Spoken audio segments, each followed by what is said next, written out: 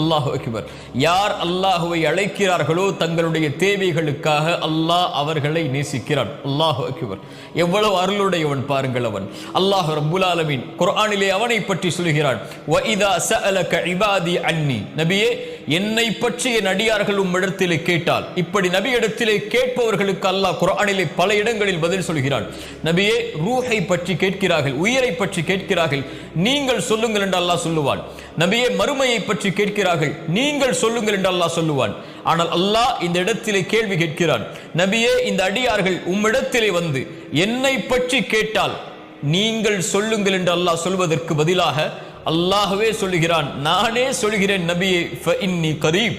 இந்த கேள்விக்கு பதிலை நானே என் அடியார்களிடத்திலே சொல்லுகிறேன், நீங்கள் இதற்கு பதில் சொல்ல வேண்டாம், நான் அவர்களுக்கு மிக அருகாமையில் இருக்கிறேன். எவ்வளவு அருகாமையில்! அல்லாஹ்வுடைய தூதர் ஸல்லல்லாஹு அலைஹி வஸல்லம் ஒரு முறை நபித்தோழர்கள்